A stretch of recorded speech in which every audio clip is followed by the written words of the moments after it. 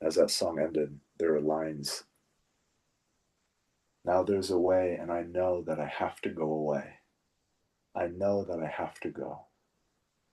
And in the song, it's sung by the son, but at that moment in time, it could have easily been the father, my father, saying that to me. And so by the time that song ended, um, he was maybe breathing like once per minute with long, long gaps in between his breath. And so at that time, I remember you kind of directed me to him, and I knelt by his head. I just stroked his head and I kissed him on the cheek. And the song ended. And I thought about playing another song, but I didn't. I wanted his last moments just to be peace, quiet, and me rubbing his head and kissing him on the cheek and telling him it was okay. And then I just did that until his breathing stopped. We weren't really sure when it had stopped, you and I. Remember that. We kept watching because it got really infrequent. There were a couple times where he breathed once more than we were expecting, but it did stop. And I remember around that time, there was so much peace in the room. I could feel it, like tangible, mysterious, otherworldly peace in the room. It was pervading the air. It was like every particle in that room, in the universe even, was filled with peace. And I looked at you, and I remember I felt like we were two animals looking at each other. Like something dropped away in me, and I just felt the primal reality of what was happening. I remember I said to you, "I don't know anything." I forgot that you said that. You did say that. I don't know anything.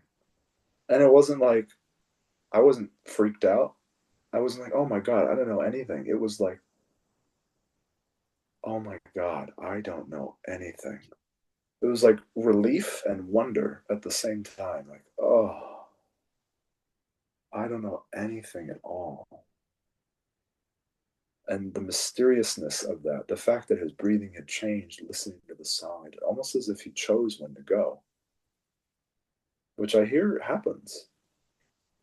But even that mysterious quality that pervaded the room afterwards, that peace, I'd never felt anything like that. And it completely, I wasn't expecting to feel that. I wasn't expecting to see his death be so peaceful after he had suffered not eating for so long and was uncomfortable. Um, I was expecting like a gasp, or a rattle, but it was soft at the end, soft and quiet and peaceful. And then I got into bed. You suggested I get into bed with him and hold him.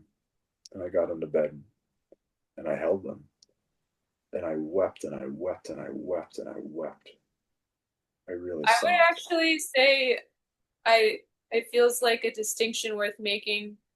I think that you wailed. And Yeah, yeah, I say that yeah, I did. because it was one of the moments where I most experienced you completely given over to it, and Yeah, you were just this gorgeous, raw, unfiltered animal in the completely primal wail of having the immediacy of your father going. yeah, you're right. I wailed. I don't think I'd ever cried like that before. I might have kind of did with my mother, but I think the environment and the suddenness of that event and the different people around it made it really difficult. And with him, I felt no blockage towards that anymore. I just wailed and wailed and wailed. You're right. I cradled his head. I just laid there with him.